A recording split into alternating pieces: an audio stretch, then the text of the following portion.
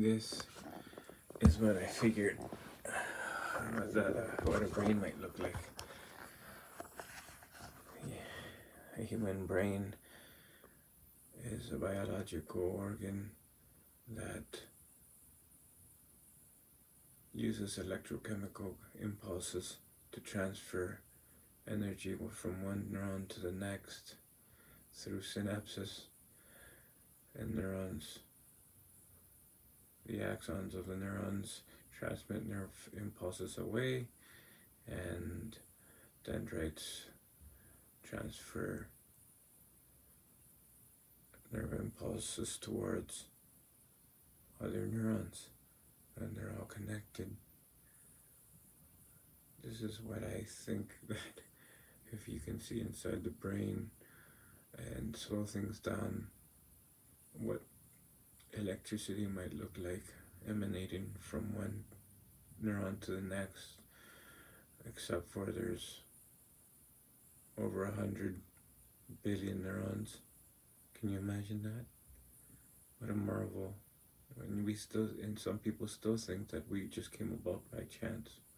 But when you study light and atoms and you shrink things down to an atomic scale, you begin to realize that everything has models in space that have things that are similar to one another. And so this globe itself is like an atom, but it's blown up.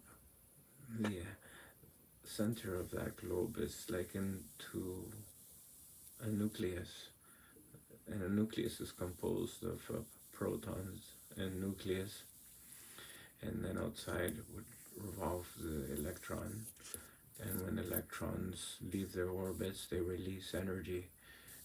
I'm being very vague now, but because it's very descriptive and very complicated. But as you can see, when I put my finger on here, that'd be likened to an electron leaving its orbit. And when an electron leaves its orbit, it goes from a higher one, and then goes back down to the ground state. And when it releases that energy, the leftover energy that's released is called a photon. And as you can see, those waves, that's how light travels in waves and in particles as well. So when you see white light, it's called polychromatic light because it's composed of every light of the spectrum, every color. And then when you see purples and then reds and blues and greens, that's because the wavelength of light changes. If the crests or the peaks of the waves of the light changes, then the closer they are together, the higher frequency. The wider they are apart, the lower the frequency. It ranges from 400 to 700 at the high scale, and 400 being ultraviolet, and that's 700 being infrared. And these are wavelengths of light that produce a specific color. When you see color, it's because, or something that has a red color, it's because it's the object is reflecting that color. It is absorbing everything, all the other colors, but it's reflecting that one color you're seeing. Kind of confusing, but so if you see something that's red, you can almost call it anti-red. And the rainbow that you see in the sky is the electromagnetic spectrum visible to the human eye. So the electromagnetic spectrum can vary from one end to the next in a wide range of different wavelengths that are from microwaves to infrareds to ultraviolet that we cannot see. And the colors we do see are the ones that are visible to the human eye.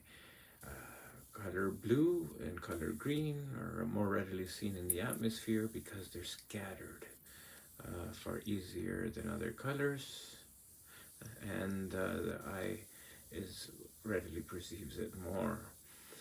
And let's say the sun is setting and the sun's coming down in the distance, and it's coming down and it's about dawn, and you see color red, and you see it in the atmosphere. These beautiful colors, it's because the light traveling from the sun is taking longer to travel through the atmosphere. So the wavelengths are getting longer. And so now you're seeing toward the red end of the spectrum, the wavelengths change.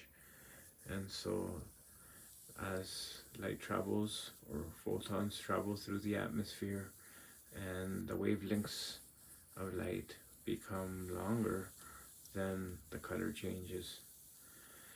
And that's why you see different colors in the atmosphere at different points during the day change. Hope that makes sense. In regards to size, let's say this was an atom, okay? That nucleus in the center would be like the atom center, and the outside would be an electron. The distance between it would be like a tennis ball in the center, and then a bird traveling around a football field. And another example would be an atom is to an apple what an apple is to the earth.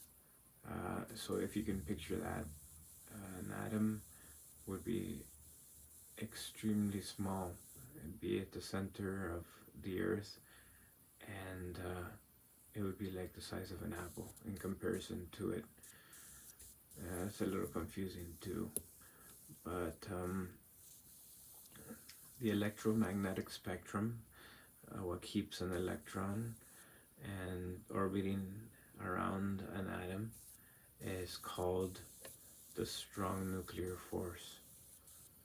And it's because of electromagnetic waves and electromagnetic force fields that we've been able to achieve so much in the 20th century, from developing electric motors, engines, the telegraph.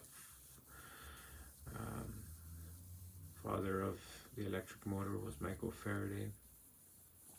James Clerk Maxwell was Scottish physicist that established his mathematical models and calculations, and came to the conclusion that light travels at the speed of light, which is 186,000 miles per second, or 300,000 kilometers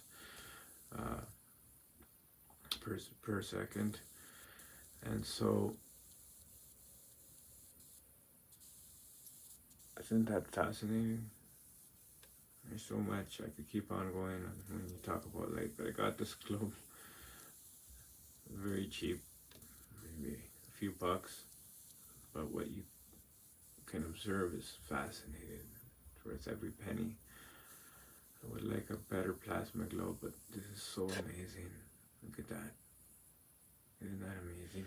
I could talk forever about physics, light, and it's proof that there's a designer in the world, a creator that has put four fundamental forces in the world. The strong nuclear force that keeps things together, the weak nuclear force that allows things to deteriorate and to fall apart and to disintegrate and recycle themselves and create chemical reactions, and to make the world a place where we can live in. And then the electromagnetic force that keeps things, the electron and the neutron, in contact with one another, interacting with one another. And then also the last force that we are still yet to discover more about is gravity. And so, with all these things, how can you not believe that there's a creator? And that's all I want to say about this little globe. And there's so much more.